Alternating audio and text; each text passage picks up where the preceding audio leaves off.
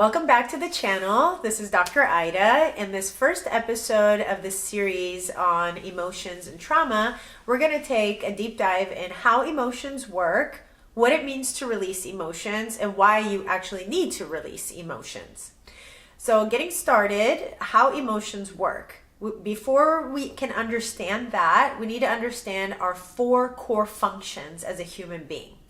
Whether you have children or you've been around children or you've seen videos on children, you notice that when we're first born, we all only have 4 functions.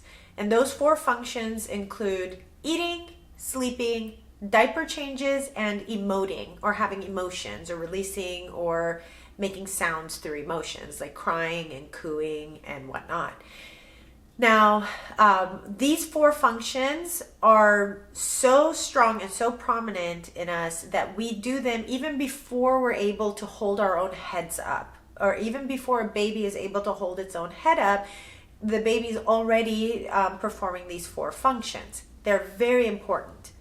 Just like sleeping, if that gets interrupted or disrupted, or if we don't sleep, it makes us sick. Just like if we don't go to the bathroom or have diaper changes, it makes us sick. Just like if we don't eat correctly or eat enough, it makes us sick. The same thing happens with our emotions. If we don't emote properly and correctly, it will make us sick, hence mental health diagnosis. Now, the reason why we don't emote properly or efficiently or correctly is because we're all, to some level, repressed and suppressed in our emotions.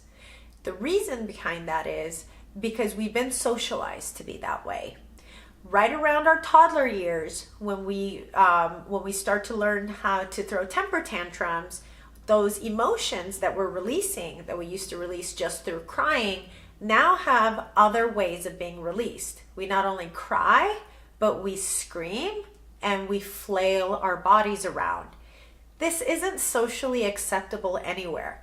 Most families don't really have patience and tolerance for a child to sit and throw temper tantrums. It's absolutely not appropriate to do it in the grocery store. It's definitely not appropriate to do it in school.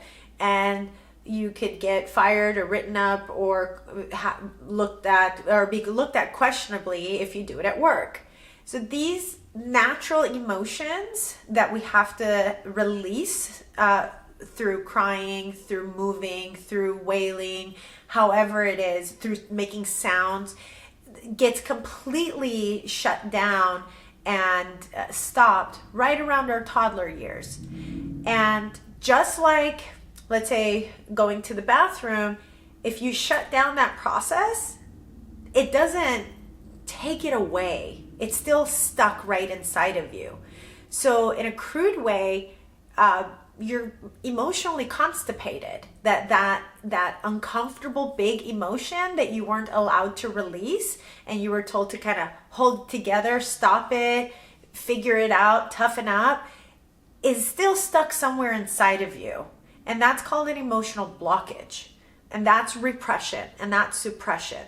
So we stuff it down somewhere, we hide away somewhere, we try to avoid and escape it, but it doesn't go away. Just like if you don't go to the bathroom and you're constipated, it won't go away until you actually release it. And that's what I want to teach you eventually, how to do the release work. But that's going to be later down in this series. First, you just need to learn the steps to get there.